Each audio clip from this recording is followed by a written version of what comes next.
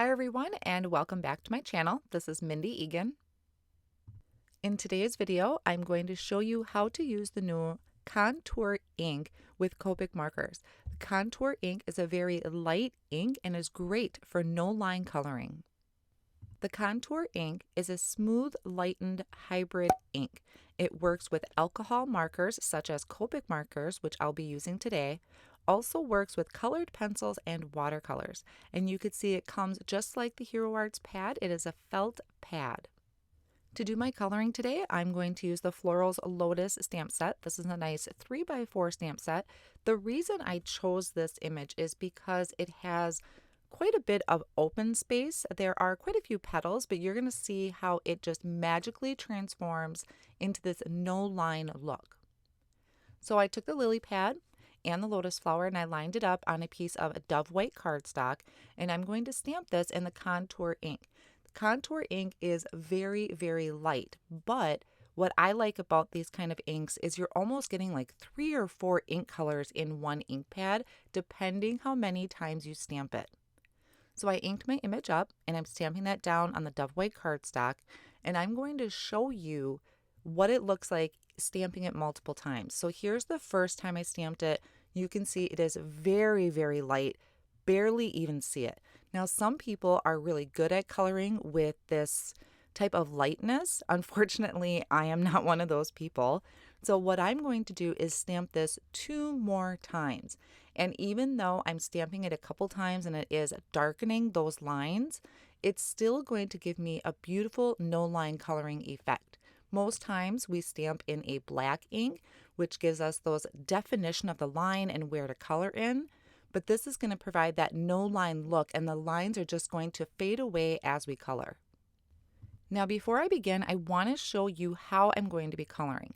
So I just have a piece of scratch paper here. I'm taking my Copic marker and I'm going to do some flicking. I do this technique a lot in this video today. So I lay down my color and I'm going to flick my tip up. So just really watch my hand movement here. You can see it's going to be thicker where my marker first laid down, and then it's going to get skinnier as I flicked away from my cardstock. I flick away. Some people bring it towards them, but I want to have kind of that skinny point towards the end. And I'm holding my marker straight up and down to get the finest point of that tip. So here are my 2 images on my cardstock. And what I like to do personally is turn my cardstock upside down. This is just how I prefer to color. You can leave it right side up if you prefer. And I'm going to choose one of the petals to start with.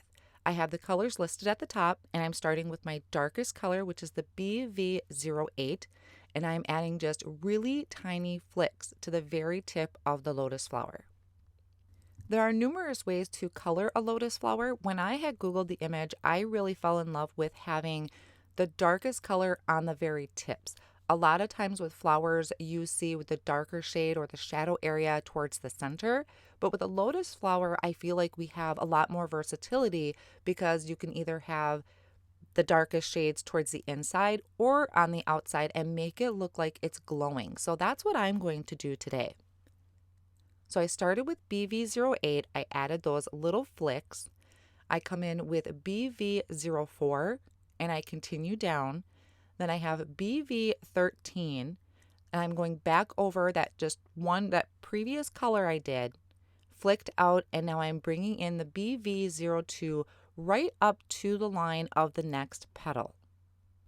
I left my first couple petals here in regular speed, so this is the real speed that I'm coloring in. And then I do speed up the video quite a bit. I left all the coloring in, and I'm going to talk you through some things that I found helpful when no line coloring. But you can see here I'm really taking my time, really adding those flicks. The flicks I'm making sure are uneven. I don't personally want them all the same length. I think it's more realistic of a flower to have different lengths of the flicks, and it's okay if they're not completely blended together. That's kind of the beauty of nature.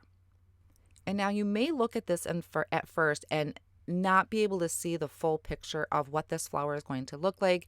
You might be discouraged, but please, if you're trying this, just keep going. Once you finish coloring the entire image, it really is going to pull together. Now, one of the first things I want to share is do one petal at a time. If you're really new to this or even new to coloring in general, I work in one small section at a time. That it means my ink is still wet on my cardstock and it's easier for me to blend. And I also feel like I have a little bit more creative freedom when I'm no line coloring. I'm not confined by the black lines. Now, if at any point you get a little confused or you're not sure where your lines are or what that petal is supposed to be, bring your stamp set in. Have it off on the side as a reference or even stamp it out on black cardstock. That will really help show you where all the lines are or what petal is supposed to be where. It's just a really great guide to have on hand. Now, as I stated, I feel like there's a little bit more creative freedom and not confined by the black lines. And what I mean by that is if you go over the line a little bit, one of the great things about these no line coloring is you're not going to be able to see that line. So if you go outside of the area just a little bit, it's totally fine. You can just blend that into the rest of the petal. That petal might be just a little bit bigger than the rest, and that's totally okay. As this image is pulling together, you are not going to see the lines of this image anymore. Now, there are some petals where it's kind of overlapping, where they're starting to curl on itself, like this one, for instance. Now, you can define those lines if you want just a little bit, but if it's too small of an area, it is totally okay to just color over it. I did attempt to add little bits of shadow areas to those curled petals, but I didn't do it on all of them. If you really get down and compare it to the stamp set, I did kind of work it into my own coloring abilities. I don't no line color very often, so if it was just too small of an area for me, then I just didn't do it. Another thing you could do is once it is all done, if you wanted to enhance some of those areas, you could bring in a colored pencil, either a white one to add some more highlights, or if you wanted to grab a color similar to your darkest marker, and you could just kind of intensify those darker areas just a little bit. So as I'm finishing coloring up these last few petals, I really wanted to add more of a glowing effect to the lotus. I love the lotus flower, and I think it's just gorgeous when it's sitting there and it has, if you see some artwork, it looks like it's glowing from the inside. So what I'm going to do to try and replicate that is I'm taking an FY1. You can take any light yellow marker, and I'm adding just a couple small flicks right towards the inside of each petal. That just kind of, to me, gives more of a light glowing from the inside and just kind of more of a mystical look to the flower. After my lotus is done, I'm going to work on my lily pad. I just have one here. I'm keeping it pretty simple. And you can see the lily pad has a lot of the veins on it. I honestly struggled with it, so I'm going to ignore those veins. I have G29, G17, and YG06, YG00.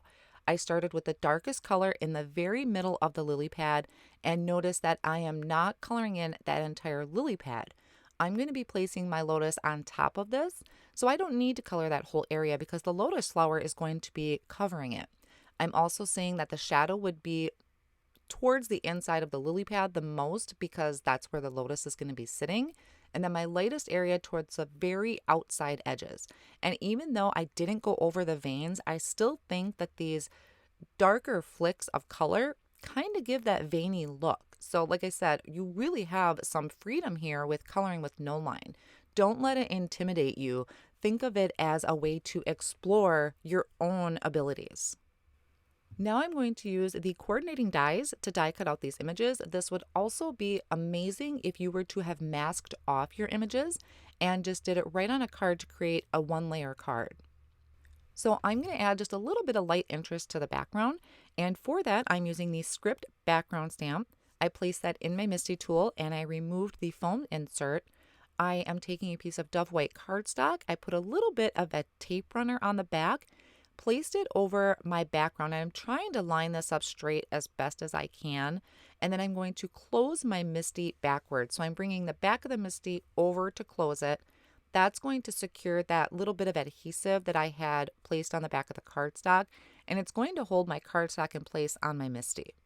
So I know with script backgrounds, it is kind of hard to line things up straight, and I'll show you how I work around that. But the contour ink I want to show you is great for just stamping in general and adding a little bit of interest to your backgrounds. Now I am going to stamp this a couple times because it is super light.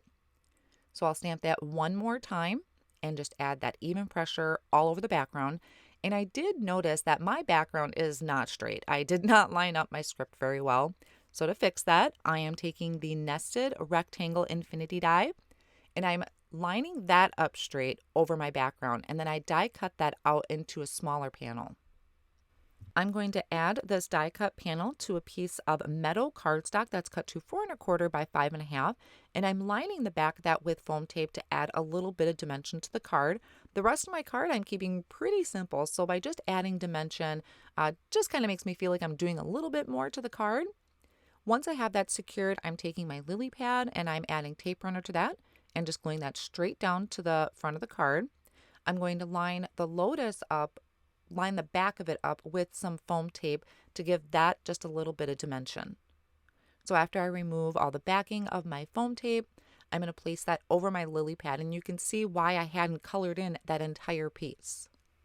For my sentiment for the front of the card, I die cut out the word thanks. This is from the Happy Thanks Stamp and Cut XL. I die cut it from holographic cardstock, and I cut strips of foam tape and added it behind all of the letters. I continued to use the same foam tape because then it all has the same dimension. So one half of it has the foam tape. The T and H just have a tape runner on it because it's going right on top of my lotus and it's going to overhang there a little bit. And that's going to finish off my card.